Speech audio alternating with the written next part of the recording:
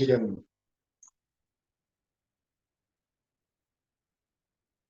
설교 말씀 바로 이어서 올리겠습니다.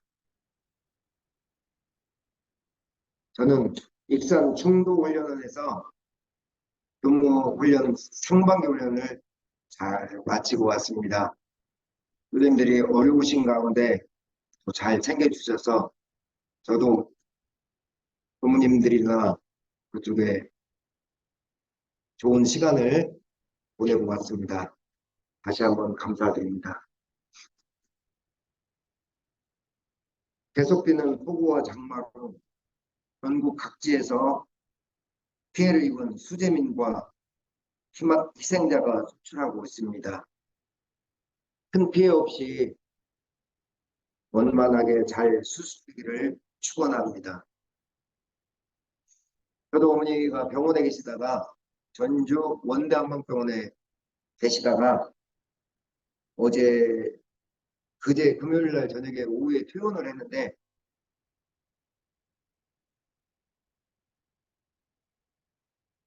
이게 사람들이 그러는 것 같아요. 부회장님 일을 끝나고 집에 가는데 물이 막 도로에 올라와 있어요. 그러면 어지간하면 갑니까? 아니면 내려서 다 살펴보고 안 갑니까? 그 근처에서 자고 그럽니까? 그렇죠. 어지간만 하면은 가요, 사실. 근데 저희 어머니가 어제 이런 얘기를 하시는 거예요. 근데 저는 한번 그런 길을 갔어. 도로에 물이 차니까 그냥 뭐 밀고 가면 되겠지라고 생각을 하고 갔는데 문제는 뭐냐면 그 도로에 물이 차면서 그 도로 밑에 집안이 침수가 돼 있던 거예요. 침수가 됐던 건 깨지거나 뭔가 그 도로가 이탈돼 있던 거예요. 해가지고 또 빗길은 막 달리다 보면 보이나요? 잘 안 보이잖아요. 강에서 막 놀래잖아요. 그 빗길 그러면은 못해요. 그 빗길이 물에 잠겨 있거나 도로가 침수가 돼 있으면은 침수가 되면서 이탈돼 있어요. 도로들이 그 비가 많이 오면은 아스팔트 거가 군데군데 깨져나가요. 그 습기를 못 견디고. 그러니까 어떻게 돼요? 제 차가 부상차가 순간적으로 중심을 잃고 옆에 좌석까지 툭 치고 들어가는 거예요. 다행히 뒤따라오는 차가 없었기 망정이지. 저도 마음을 좀 쓸어내렸어요. 음, 저희 어머니가 이런 얘기를 해요. 자기 인생을 살다 보니까 이런 게 있더라. 가지 말아야 될 곳이 있는데 사람들은 가야 할 길이 있으니까 가게 돼서 해를 보는 경우가 있다라고 얘기를 해요. 안 가다가라도 행여라도 길이 그런 길이 있으면은 도로가 잠기고 도로가 침수가 심하고 도로가 이탈된 곳은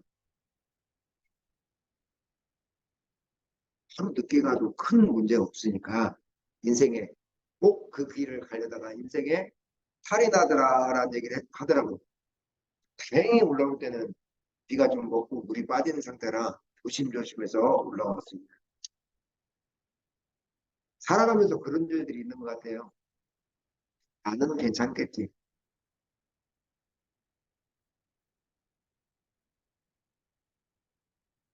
그런데 사람들은 내가 보고 싶고 내가 듣고 싶은 것만 듣기 때문에 또는 내가 가야 할 길만 보기 때문에 두루 못 봐요.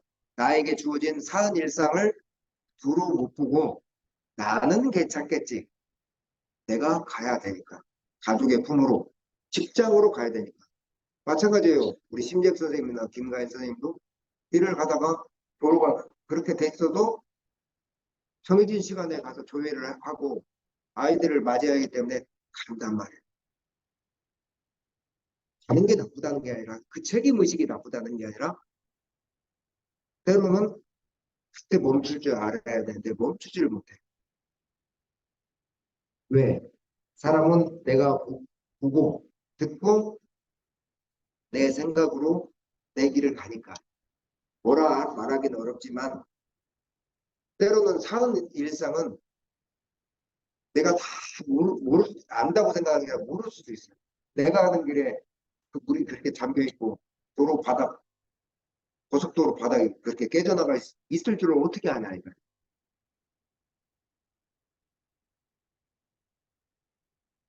그럴 때는 저희 어머니의 인생 교훈처럼 좀 멈춰볼 필요가 있는 거예요.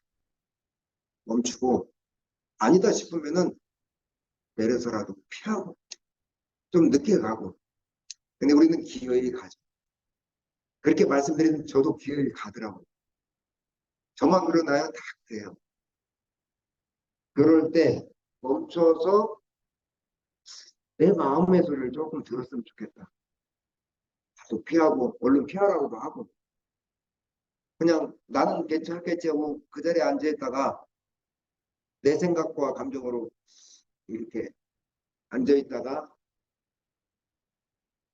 사은에 내 역량 밖의 일을 다가올 때가 있거든요. 그런 어떤 피해를 받지 않았으면 좋겠다는 마음에서 오늘 서도 말씀을 드렸습니다. 훈련 기간 내에서도 사진 보셨는지는 모르겠지만 비가 계속 왔어요. 그냥 하루도 안 쉬고 비가 오더라고요. 사람은 그런 것 같아요. 너무 무더우면은 비 한 번도 안 오네 하다가도 이렇게 열흘 뭐 2주가 가까이 넘어가니까 열흘 가까이 넘어가니까 좀 그만 좀 와도 되겠다 이런 생각을 하잖아요. 이제 교무님들끼리 모여서 회화를 해요. 훈련원에서 일원상의 진리에 대해서 이제 토론을 해요. 각자 느낀 것들을. 근데 이제 저희 단에서는 일원상의 진리를 한마디로 말하면 무엇일까라고 질문을 했어. 일원상의 진리를 한마디로 말하면 무엇이냐라고 얘기를 해요. 여러분들은 뭐라고 답하시겠어요?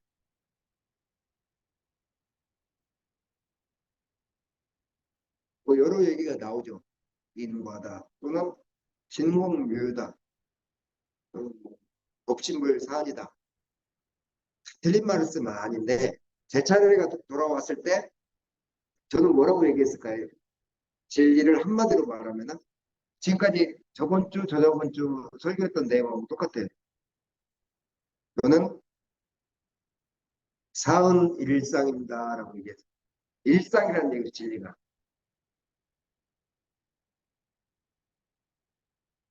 교무훈련 들어가서 제가 교무님들이 훈련을 들어가면은 얼굴색이 좋아져. 왜 그러냐면은 밥 주죠. 이렇게 강의 준비에 대한 부담이 없어도 되죠. 선생님들은 어쩐가 몰라서 연수 들어가면은 좋아요. 아니면은 선생님 교직원 연수도 있을 거 아니에요. 연수 들어가면은 어떻게 좋습니까? 아니면 그 수업이나 일정 따라가기가 바쁩니까? 네? 교무님들도 마찬가지예요. 뭐 알아서 좋은 강의 해주죠. 맛있는 밥 주죠. 그러다 보니까 이제 그동안에 저의 일상의 공부를 돌아보게 됩니다. 그래도 과거에 비해서 일상의 공부가 많이 깊어졌구나라는 생각이 듭니다. 일상이라는 것은 오늘 심재혁 선생님과 김가인 선생님은 아, 김가인 선생님 김정민 본명이 정민으로 되어 있대요. 우리 김가인 선생님은 일상이라는 게 뭐냐? 일상은 나와 나를 둘러싼 모든 것을 일상이라고 합니다. 일상에 대한 공부가 깊어지니까 변화되는 게 딱 있더라고요. 저 자신을 볼 기준으로 얘기를 한 거예요. 둘이 아닌 진리에 눈을 조금 떠지는 것 같아요. 둘이 아닌 진리. 우리는 그러잖아요. 지금의 일상과 진리가 둘이라고 생각하잖아요. 진리는 어디 거창한 곳에, 어디 먼 곳에, 깊은 곳에, 초월적인 하늘에 있다가 내 일상으로 우리는 나온다고 생각하잖아요. 그러지가 않구나. 진리는 일상과 더불어 있구나라는 무슨 말씀이냐면 일상과 진리가 둘이 아니게 있구나라는 것을 조금 맛을 봐요. 이것을 맛을 보고 나면은 저 뜰 앞에 잣나무, 저 뜰 앞에 우리 대법관님이 심어놓은 절구통 안에 연꽃이 폈잖아요. 연꽃나무. 진리가 뭐냐라고 하면은 뜰 앞에 저 연꽃, 절구통 위에 연꽃이다라고 해도 이해가 돼.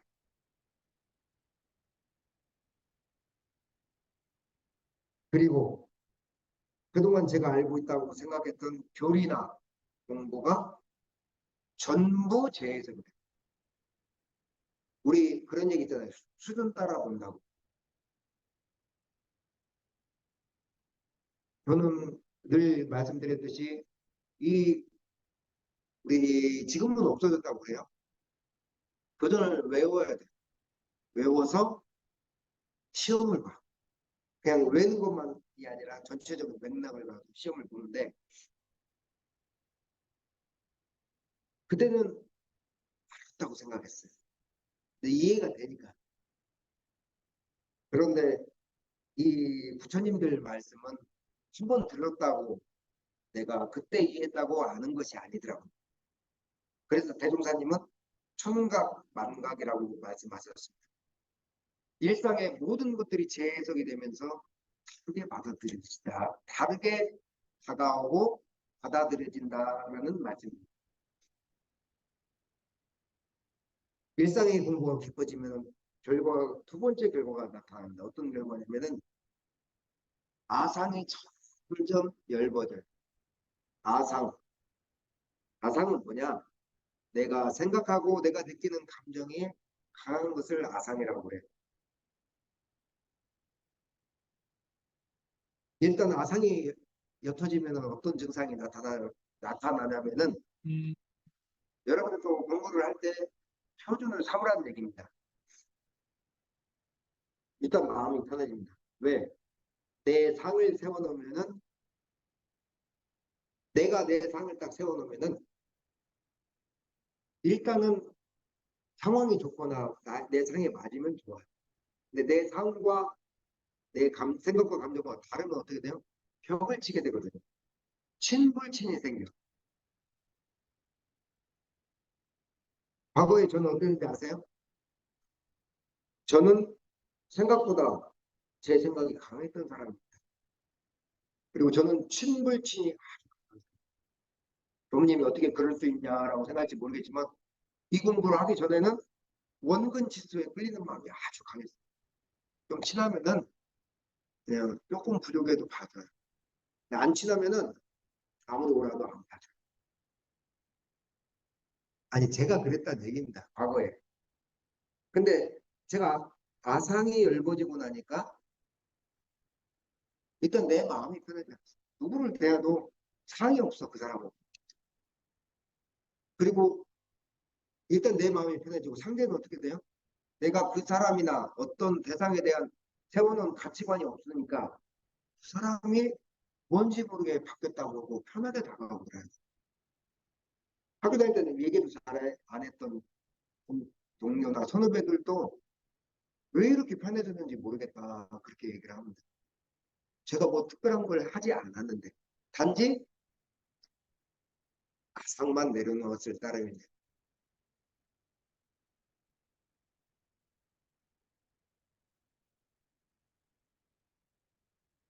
제가 오늘 저희 어머니 조언에서 말씀드렸듯이 사람은 다른 사람의 생각과 감정에 대해서 사실은 무심해요.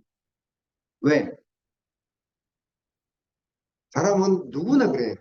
내가 보고 싶은 것만 보고 듣고 싶은 것만 듣고 내 가족에 관련된 거 아닌 이상에는 내가 하고 싶은 대로 살거든.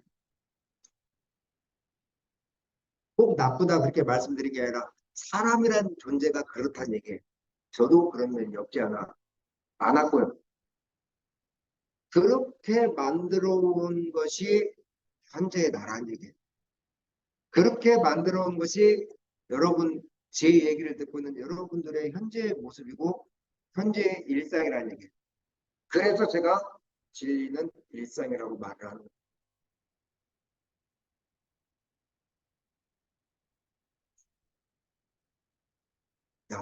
일상의 공부에 대해서 조금 더 깊이 들어가 보도록 하죠.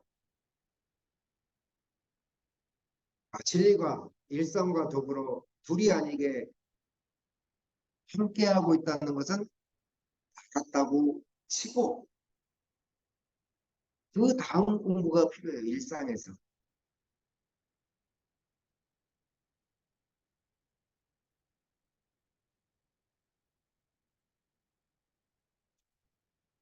뭐가 필요하느냐?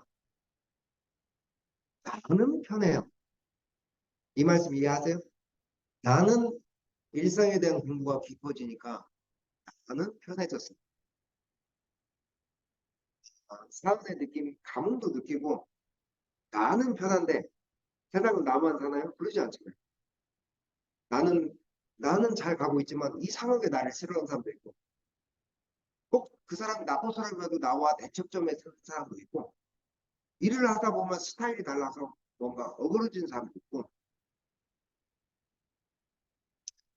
그래서 그때 다가오는 게 뭐냐 우리는 흔히 경계라고 하죠. 나와 별개로 다가오는 일과 인연의 경계에서 공부를 하는 게 필요해요. 사실은 그런 것이 없어도 편해요. 이제 왜? 혼자 있어도 편해요. 왜? 일상 속에 진리가 있다는 걸 아는 순간 사람을 만나도 좋고 안 만나도 편해진 단계가 다가가고 있어요. 그렇지만 우리는 어때요? 사람도 봐야 되고 일도 만나야 돼요. 그 속에서 다가오는 경계에 대한 공부를 좀 따로 해야 돼요. 이것을 어떤 경계라고 하냐면은 굳이 구분하자면은 특별한 경계라고 해요. 특별한 경계.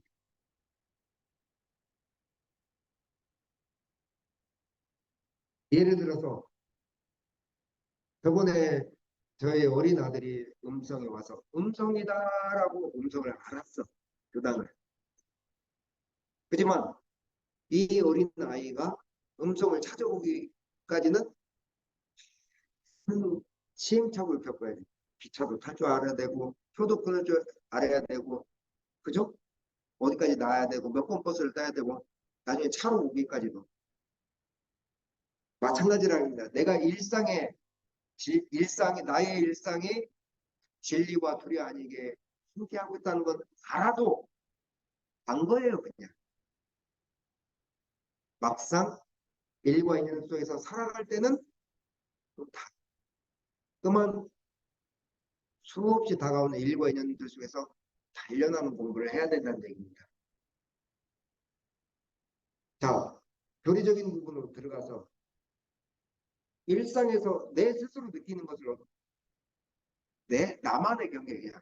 를 뭐라고 말씀드렸죠? 대종사님 말씀입니다. 나 혼자 느끼는 것을 뭐라고 하냐면은 내 내면에서 느끼는 경계를 뭐라고 하냐면은 업, 업장이라고 봤습니다. 내면에서 느끼는 걸 업장이라고 부릅니다. 대종사님 말씀입니다. 그러면은 내가 만나지는 일상에서 만나지는 수많은 일과 인연의 경계들을 뭐라고 부릅니까? 바깥에서 다가온 것을 업장이라고 합니다. 업력이라고 합니다. 력. 바깥에서 다가온. 그 둘을 합해서 제가 한마디로 업이라고 한다고 말씀드렸습니다. 내 내면의 업장과 외부의 업력이 부딪히는 것을 우리들은 경계라고 하는 거예요. 경계. 경계구나. 내 내면에서 나름대로 마음의 평화를 얻어서 근심 걱정이 없는 단계를 이루는 것도 대단히 중요해요. 일상과 진리가 둘이 아니다. 그런 공부의 경계를 밟는 것도 중요하고 어때요? 현실로 나올 때는 나는 나고 노대우 부장님이야. 둘로 나눠져 있단 말이야. 그 둘로 나눠져서 함께 살아가는 그 공부가 필요하다면 이것을 서사님은 뭐라고 말씀하시냐면은 특별한 경계라고 한 거예요. 내면의 경계가 아니라 함께 어우러져 살아가면서 나오는 특별한 경계.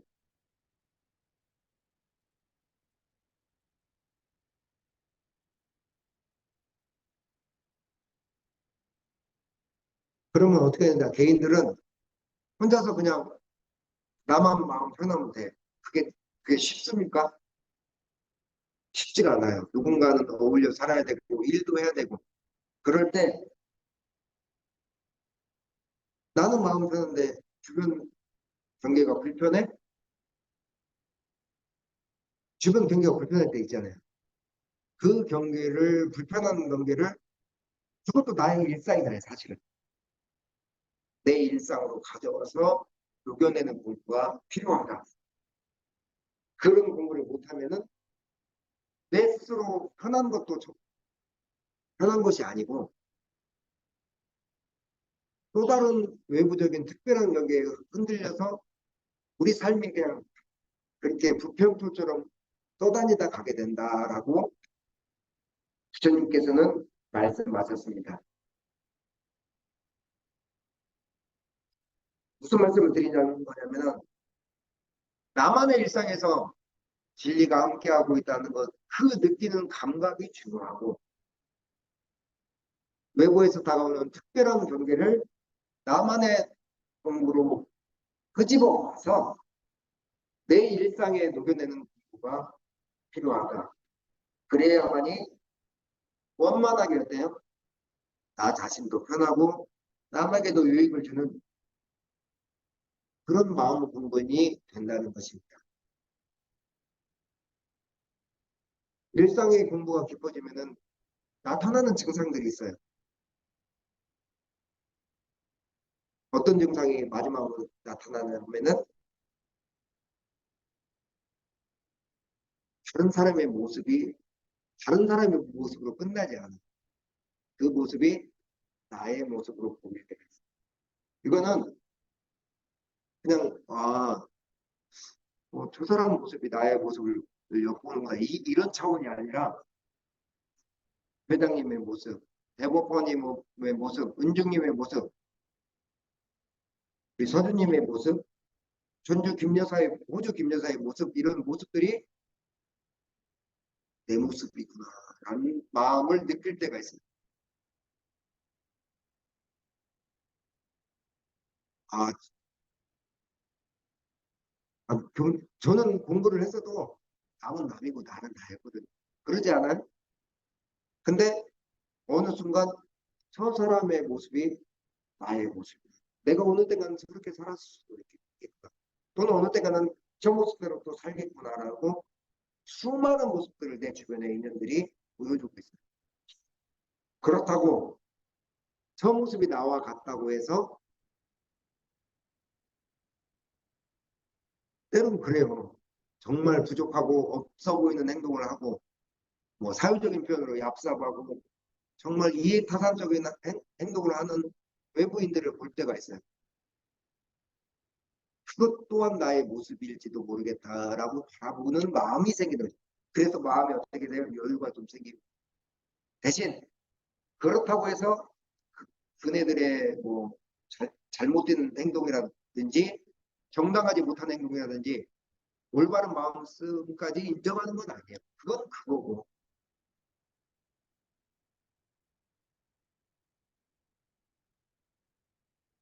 교무 훈련을 받다 보니까 경산종 목사님 아시죠? 경산 장철 상사님이 오셔서 강의를 하셔서 반야신경에 대한 강의를 하셨어요. 반야신경의 색즉시공 공즉시색을 걸 말씀하시는데 대종사님께서 왜 반야신경을 우리 원불교 교전에 함께 가져오셨는지를 제가 그 설명을 해주셨어요. 경산 상사님께서 색, 색은 뭐 색즉시공할 때 색은 무엇이냐? 여러분들이 바라보고 있는 이 뭐, 교모일 수도 있고 이론상일 수도 있고 불단의 꽃일 수도 있고 물질 세계를 색이라고 한다. 여러분들의 주어진 일상을 새기라고 합니다. 즉시 공은 뭐냐? 그 색에 내재되어 있는 동안자리를 말합니다. 색즉시공, 그 다음에 뭐라고요? 공즉시색.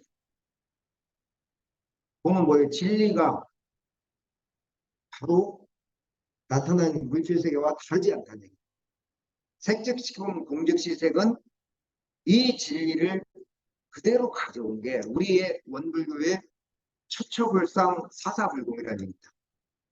일상 속에서 그 내면에 잠재되어 있는 것들이 부처님의 모습으로 놔두고 있다. 사사불공은 뭐냐? 일상 속에서 불공 아닌 것이 없다라는 얘기입니다.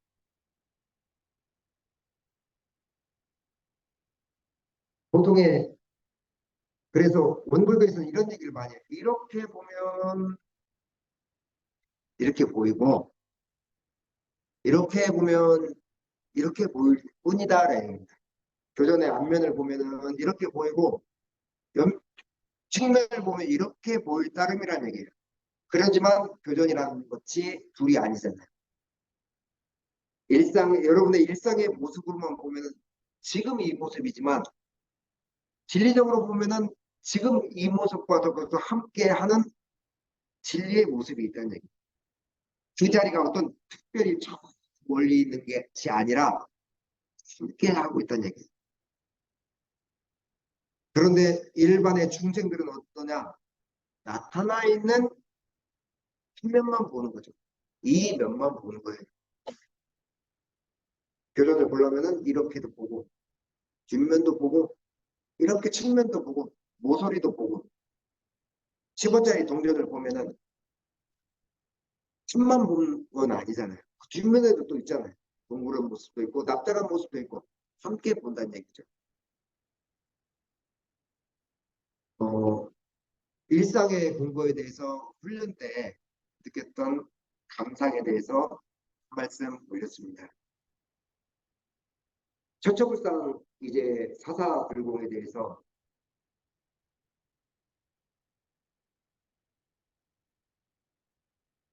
처처불상 사사불공에 대한 목적에 대한 얘기를 짧게 언급하고 넘어가겠습니다.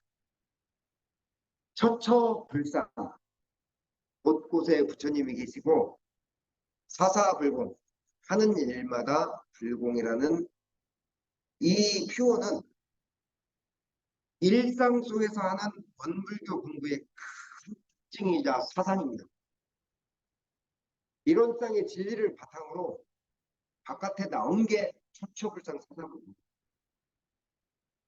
처처불상은 원불교 신앙의 큰 틀입니다. 원불교 신앙은 저기 이론상 만 신앙하자, 교당에 와서만 절을 하자 이런 뜻이 아니잖아요. 원불교 신학문의 큰 축을 담당하고 있습니다. 처처불상. 사사불공은 뭐냐?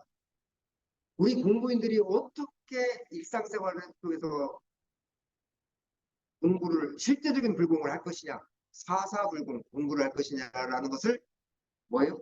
우리 원불교의 신앙 행위를 말합니다. 글자의 뜻은 사은 곳곳에 여러분들의 사은 일상의 곳곳에 부처님이 함께하니 여러분들의 일상 이면에 부처님이 늘 함께하고 자리를 함께하니 일상과 여러분의 만사를 부처님 앞에서 불공드리듯이 불공하는 마음으로 살아가다라는 뜻입니다.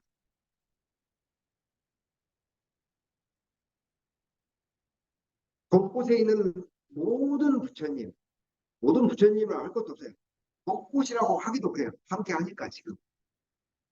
여러분들이 지금 제 말씀을 듣고 있는 이 자리에서나 호주에 있는 김여사의 저곳에서나 여러분들이 댁에 가서 화장실을 갈 때나 차를 운전할 때나 어느 곳에서나 함께하고 있는 부처님에 대한 그 신앙을 주체로 해서 내가 일일이 불공하는 마음으로 공경하는 마음으로, 정성하는 마음으로 삶을 살아가자라는 표어입니다.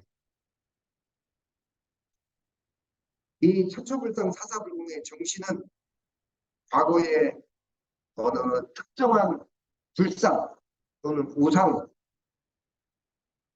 불상이나 우상이기만 불공을 할 것이 아니라 진리가 실제적으로 나타나 있는 여러분들의 현재의 사은 일상에서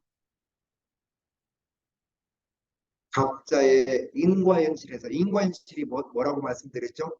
내가 보고 싶고, 내가 듣고 싶고, 내가 하고 싶은 대로 살아온 현재의 나의 모습을 각자의 인과현실입니다. 항상 나는 이걸로 공부해야 되는가 보구나라고 불공하는 심정으로 대해서 내가 살아가는 일상에서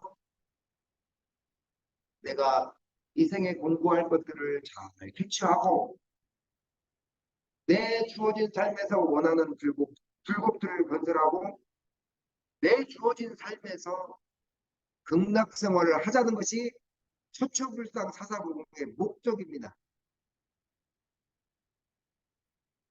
그 밑으로 교리적인 공부는 다음번에 이어서 하고,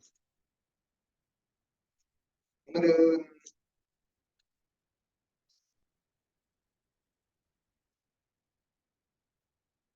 조금 있다가 법배 후에 신재혁 선생님과 김가연 선생님의 찬양 기도를 합니다.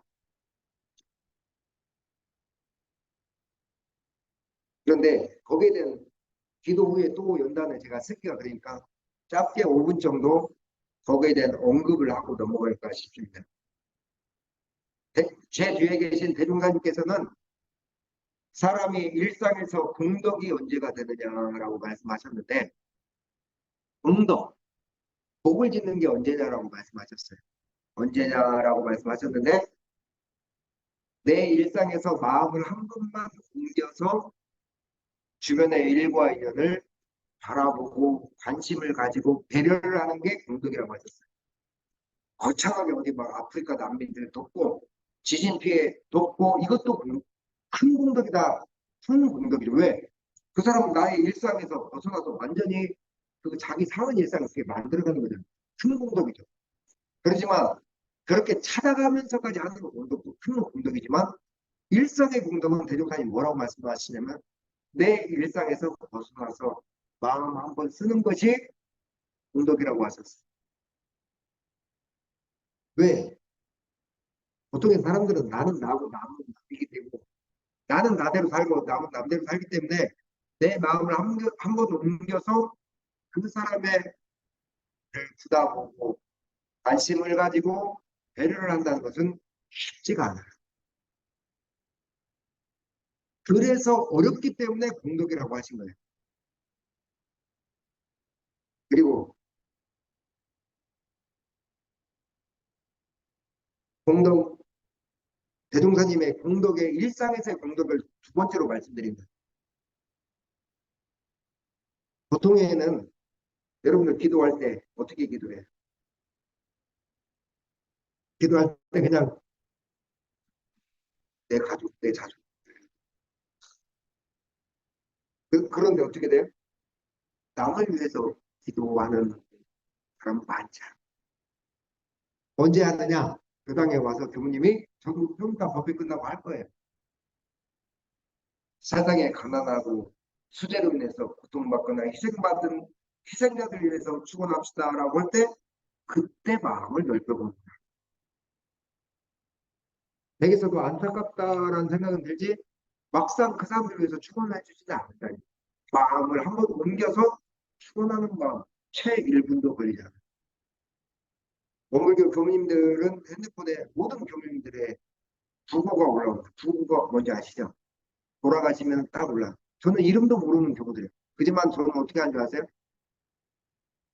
잠깐 멈춰요, 제가. 차를 가다가도 멈추고. 채 1분도 안 되는 시간이지만 얼굴도 모르고 이름도 모르지만 한생을 교무로서 살아오신 그 삶을 피곤하고 진리의 길을 여유히 떠나시기를 바랍니다라고 제가 10초 20초도 안 되는 시간에 신고를 올리는 한 마음을 옮겨보는 거죠. 그 사람은 그 사람 인생이니까. 그렇죠. 그건 그 사람의 인생이기도 하지만 그렇게 함으로써 어떻게 돼요? 공덕이 뭐가 되는지 아세요? 진리가 따로 있는 게 아니라 제 마음을 넓힌 순간 일상이 넓어져. 내 일상이 넓어져. 일상이 넓어지면서 사원이 가능해요. 그래서 남을 위해서 일부러 찾아가면서 하는 것도 공덕이 되지만 오늘 만났잖아요. 저는 때로는 이 자리가 아니더라도 여러분들이 어느 곳에 만날 수도 있잖아요. 기도나 천일제가 있으면 빠지지 말고 함께 해주세요. 공덕이 됩니다. 일부러 찾아가서도 해주려 하지나 그렇게 시간과 여유가 많지 않잖아요. 저희. 그러면 어느 때 하느냐? 함께 찾아가서 해주는 공덕이 당사자에도 큰 공덕이지만 본인한테 일상이 넓어져요. 그래서 대동사님이 공덕이라고 하는 거예요.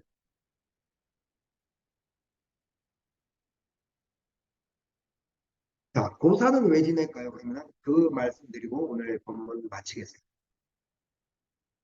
고사를 왜 지내요? 차를 샀어요.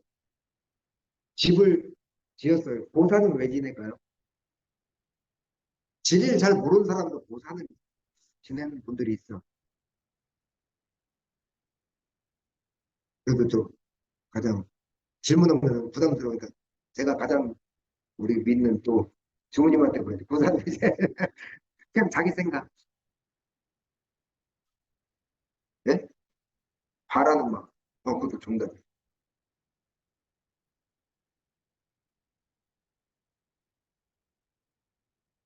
고사는요, 바라는 마음. 뭘 바라느냐? 무엇을 바라느냐? 사, 고사하기를. 이게 중요한 마음. 가장 인간적인 마음이고 가장 실제적인 마음. 근데 거기서 마음을 한 번 더 넓혀볼까요? 바라, 바라는 마음 이전에 뭐가 있냐면 보고하는 마음이에요. 어디에 보고해요? 천지에 보고해요. 그 차가 어디를 굴러다녀요? 하늘의 바람을 막고 땅을 굴러다니잖아요. 하늘과 땅에 보고하는 거예요. 내가 이 일상의 인연으로 사은의 인연으로 이 차를 맞이하게 되었사오니 하늘의 바람이 살펴주시고 하늘의 기운이 살펴주시고 땅이 보호해 주시고 후렴해 주십시오라고 보고하는 거예요. 그리고 또 뭘 얘기하느냐. 차 나 혼자만 운전하는 거 아니잖아요. 수많은 일과 인연들이 신호등에서도 또 다 걸거져 있잖아요. 빨간등이면 가지 말아야 되고 첫차가 가야 되니까. 노란 뭐 나는 파란불에는 가야 되고 어디에서는 속력을 멈춰야 되고 그 나만 운전하는 게 아니라 수많은 일과 인연들이 이 차와 연결이 돼 있어요. 수많은 일과 인연을 우리 원북에서 뭐라고 해요? 동포와 법률인이라고 하잖아요. 이 동포와 법률인이 함께 잘 나갑시다라고 인사하는 거예요. 함께 잘 갑시다. 고사의 참 목적이 이게 원불교 식으로 조금 더 짧은 시간에 사랑 기도를 해요. 우리가 마음을 모으고 진리전에 보고를 하고 나타난 사은 고사는 뭐냐? 나타난 사은으로 가서 보고하는 거예요. 기도는 어디에 하는 거냐? 본래 자리에 가서 하는 거고 나타난 일상에 가서는 사랑합니다. 그러면은 진리의 기도와 나타나는 사은 고사가 달라요? 아니요.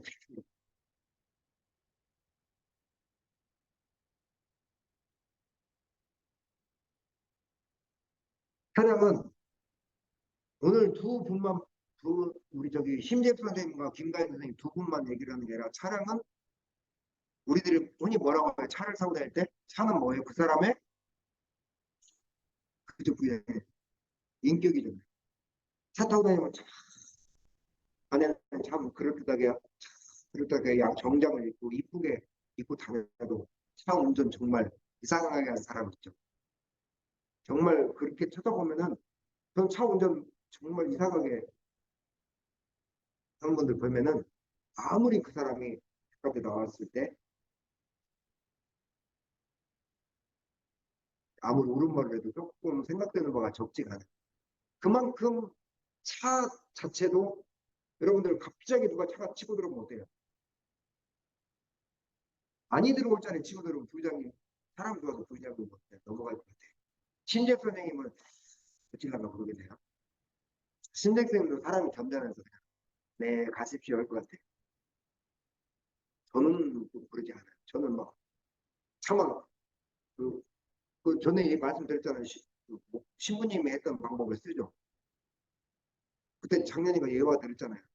신부님이 욕을 할 수도 없고, 이런 무슨 놈, 이런 나쁜 놈, 뭐 해가지고 1, 2, 3, 4번 정해놓고, 에라이 1번 막, 다가 막, 더 열받으면서, 1, 2, 3, 4, 1, 2, 3, 4, 몇 번 반복해야 화가 풀린대요. 저도 약간 그런 성격이. 차는 그 사람의 인격입니다. 그래서 누가 남편 운전할 때는 내가 굉장히 불쾌하고 무시당했다는 생각이 듭니다. 그러니까 보면 문제입니다. 왜? 차는 어느 순간 나의 손발이 되어 있죠. 인생의 이 세상에서 차가 없이 다닐 수가 없어요. 일을 할 수가 없어요. 차를 소중히 알고 길동무라고 내 인생의 길동무라고 생각하기 때문에 그런 행동들이 나오는 거예요. 그래서 차가 운전할 때는 인격이라고 말을 하는 거예요. 거기에서 발달해서 마지막으로 드릴 말씀은 어떤 마음으로 어떤 마음으로 운전해야겠어요? 제가 늘 몇 번 말씀드리지 차라 할지라도 에이 이건 도구야 하고 막 끌면 차가 힘들어요. 왜 그런지 아세요? 차도 사은의 일상, 나의 사은의 일상이잖아요. 나와 더불어 함께 가는 게 사은의 일상이에요. 그래서 저는 차 운전대를 막 장거리 뛸 때 어떻게 하는지 아세요? 어머님한테 그 빗속을 갈 때도 어떻게 하는지 아세요? 차 핸들을 맞으면서 잘 가자. 나와 같이 잘 여행하자. 무적물이지만서도 나의 사은 일상이다. 그 마음이 차에 함께 하는 거예요. 차가 잘 가요. 차가 기분 좋다고 그래. 어떤 인격이 들어서 기분 좋다고 하는 게 아니라 사은의 기운이 그렇게 응한다는 얘기가 나오고. 그리고 마지막으로 당부드리고 싶은 것은 늘 차를 운전할 때는 100번 운전해서 100번 조심해야 됩니다.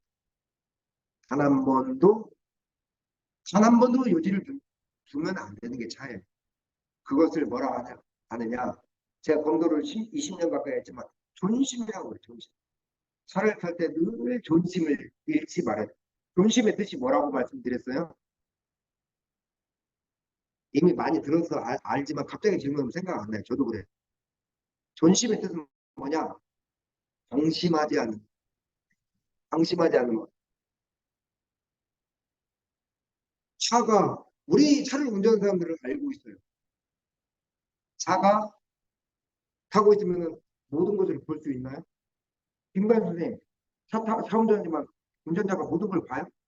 사각지대도 있고 차와 차 사이 그 줄기를 걸리거나 사각지대 있고 잘 못 봐요. 내가 전부를 보지 못한다는 마음으로 늘 방심하지 않는 마음을 가져요. 오늘 차량 기도와 고사를 하신 두 분뿐만 아니라 늘 우리가 차뿐만 아니라 이건 어디에도 적용돼요? 우리 우리가 만나는 일상의 상황에도 다 적용된다는 얘기입니다. 오늘 법회 후에 바로 이어서 심지학 선생님과 김가연 선생님 때 차량 기도와 고사 시간이 길지 않으니 함께 마음과 정성 모아주시기 바랍니다. 오늘의 훈련 후 감상과 일상의 깊이에 대한 감상과 차량 기도와 관련해서 일상의 마음을 넓히는 공덕과 방심하지 않는 공부에 대해서 오늘 한 말씀 드렸습니다. 감사합니다.